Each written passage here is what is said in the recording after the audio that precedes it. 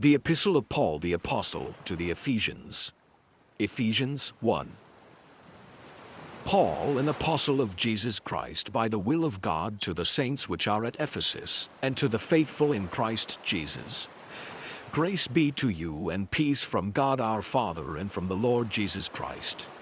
Blessed be the God and Father of our Lord Jesus Christ, who hath blessed us with all spiritual blessings in heavenly places in Christ, according as he hath chosen us in him before the foundation of the world, that we should be holy and without blame before him in love, having predestinated us unto the adoption of children by Jesus Christ to himself, according to the good pleasure of his will, to the praise of the glory of his grace, wherein he hath made us accepted in the Beloved, in whom we have redemption through his blood, the forgiveness of sins according to the riches of his grace, wherein he hath abounded toward us in all wisdom and prudence, having made known unto us the mystery of his will, according to his good pleasure which he hath purposed in himself, that in the dispensation of the fullness of times he might gather together in one all things in Christ, both which are in heaven and which are on earth, even in him, in whom also we have obtained an inheritance, being predestinated according to the purpose of him who worketh all things after the counsel of his own will, that we should be to the praise of his glory, who first trusted in Christ, in whom ye also trusted after that ye heard the word of truth, the gospel of your salvation, in whom also after that ye believed, ye were sealed with that Holy Spirit of promise, which is the earnest of our inheritance until the redemption of the purchased possession unto the praise of his glory. Wherefore I also, after I heard of your faith in the Lord Jesus and love unto all the saints, cease not to give thanks for you, making mention of you in my prayers, that the God of our Lord Jesus Christ, the Father of glory, may give unto you the spirit of wisdom and revelation in the knowledge of him, the eyes of your understanding being enlightened, that ye may know what is the hope of his calling, and what the riches of the glory of his inheritance in the saints, and what is the exceeding greatness of his power to usward who believe, according to the working of his mighty power, which he wrought in Christ when he raised him from the dead, and set him at his own right hand in the heavenly places, far above all principality and power and might and dominion, and every name that is named not only in this world, but also in that which is to come, and hath put all things under his feet, and gave him to be the head over all things to the church, which is his body, the fullness of him that filleth all in all. Ephesians 2. And you hath he quickened who were dead in trespasses and sins, wherein in time past ye walked according to the course of this world, according to the prince of the power of the air, the spirit that now worketh in the children of disobedience, among whom also we all had our conversation in times past in the lusts of our flesh, fulfilling the desires of the flesh and of the mind, and were by nature the children of wrath, even as others. But God, who is rich in mercy, for his great love wherewith he loved us, even when we were dead in sins, hath quickened us together with Christ. By grace ye are saved, and hath raised us up together, and made us sit together in heavenly places in Christ Jesus, that in the ages to come he might show the exceeding riches of his grace in his kindness toward us through Christ Jesus. For by grace are ye saved through faith, and that not of yourselves. It is the gift of God, not of works, lest any man should boast. For we are his workmanship, created in Christ Jesus unto good works, which God hath before ordained that we should walk in them. Wherefore remember that ye, being in time past Gentiles in the flesh, who are called uncircumcision by that which is called the circumcision in the flesh made by hands, that at that time ye were without Christ, being aliens from the commonwealth of Israel, and strangers from the covenants of promise, having no hope and without God in the world. But now in Christ Jesus ye who sometimes were far off are made nigh by the blood of Christ. For he is our peace, who hath made both one, and hath broken down the middle wall of partition between us, having abolished in his flesh the enmity, even the law of commandments contained in ordinances, for to make in himself of twain one new man, so making peace, and that he might reconcile both unto God in one body by the cross, having slain the enmity thereby, and came and preached peace to you which were afar off, and to them that were nigh. For through him we both have access by one Spirit unto the Father. Now therefore ye are no more strangers and foreigners, but fellow citizens with the saints and of the household of God, and are built upon the foundation of the apostles and prophets, Jesus Christ himself being the chief cornerstone, in whom all the building fitly framed together groweth unto an holy temple in the Lord, in whom ye also are builded together for an habitation of God through the Spirit. Ephesians 3. For this cause I, Paul, the prisoner of Jesus Christ, for you Gentiles, if ye have heard of the dispensation of the grace of God, which is given me to you word, how that by revelation he made known unto me the mystery, as I wrote afore in few words, whereby when ye read ye may understand my knowledge in the mystery of Christ, which in other ages was not made known unto the sons of men, as it is now revealed unto his holy apostles and prophets by the Spirit, that the Gentiles should be fellow heirs and of the same body, and partakers of his promise in Christ by the gospel, whereof I was made a minister according to the gift of the grace of God given unto me by the effectual working of his power. Unto me, who am less than the least of all saints, is this grace given, that I should preach among the Gentiles the unsearchable riches of Christ, and to make all men see what is the fellowship of the mystery, which from the beginning of the world hath been hid in God, who created all things by Jesus Christ, to the intent that now unto the principalities and powers in heavenly places might be known by the church the manifold wisdom of God, according to the eternal purpose which he purposed in Christ Jesus our Lord, in whom we have boldness and access with confidence by the faith of him. Wherefore I desire that ye faint not at my tribulations for you, which is your glory. For this cause I bow my knees unto the Father of our Lord Jesus Christ, of whom the whole family in heaven and earth is named, that he would grant you according to the riches of his glory to be strengthened with might by his Spirit in the inner man, that Christ may dwell in your hearts by faith, that ye, being rooted and grounded in love, may be able to comprehend with all saints what is the breadth and length and depth and height, and to know the love of Christ which passeth knowledge, that ye might be filled with all the fullness of God.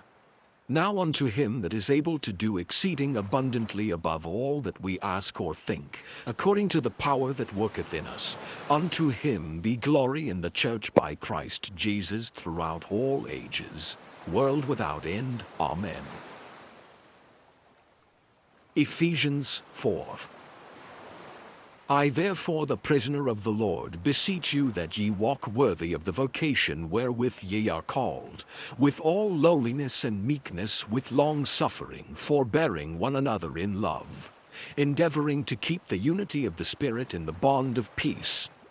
There is one body and one Spirit, even as ye are called in one hope of your calling, one Lord, one faith, one baptism, one God and Father of all, who is above all and through all and in you all. But unto every one of us is given grace according to the measure of the gift of Christ. Wherefore he saith, when he ascended up on high, he led captivity captive, and gave gifts unto men. Now that he ascended, what is it but that he also descended first into the lower parts of the earth? He that descended is the same also that ascended up far above all heavens, that he might fill all things. And he gave some apostles, and some prophets, and some evangelists, and some pastors and teachers, for the perfecting of the saints, for the work of the ministry, for the edifying of the body of Christ, till we all come in the unity of the faith and of the knowledge of the Son of God, unto a perfect man, unto the measure of the stature of the fullness of Christ, that we henceforth be no more children, tossed to and fro, and carried about with every wind of doctrine, by the sleight of men and cunning craftiness, whereby they lie in wait to deceive. but speaking the truth in love, may grow up into him in all things, which is the head, even Christ, from whom the whole body fitly joined together and compacted by that which every joint supplieth, according to the effectual working in the measure of every part, maketh increase of the body unto the edifying of itself in love. This I say therefore, and testify in the Lord, that ye henceforth walk not as other Gentiles walk, in the vanity of their mind, having the understanding darkened, being alienated from the life of God through the ignorance that is in them, because of the blindness of their heart, who being past feeling have given themselves over unto lasciviousness, to work all uncleanness with greediness. But ye have not so learned Christ, if so be that ye have heard him and have been taught by him, as the truth is in Jesus, that ye put off concerning the former conversation the old man, which is corrupt according to the deceitful lusts, and be renewed in the spirit of your mind, and that ye put on the new man, which after God is created in righteousness and true holiness. Wherefore, putting away lying, speak every man truth with his neighbor, for we are members one of another. Be ye angry and sin not. Let not the sun go down upon your wrath. Neither give place to the devil. Let him that stole steal no more, but rather let him labor, working with his hands the thing which is good, that he may have to give to him that needeth. Let no corrupt communication proceed out of your mouth, but that which is good to the use of edifying, that it may minister grace unto the hearers. And grieve not the Holy Spirit of God, whereby ye are sealed unto the day of redemption. Let all bitterness and wrath and anger and clamor and evil speaking be put away from you with all malice. And be ye kind one to another, tender-hearted, forgiving one another, even as God for Christ's sake hath forgiven you. Ephesians 5. Be ye therefore followers of God as dear children, and walk in love as Christ also hath loved us, and hath given himself for us an offering and a sacrifice to God for a sweet-smelling savour.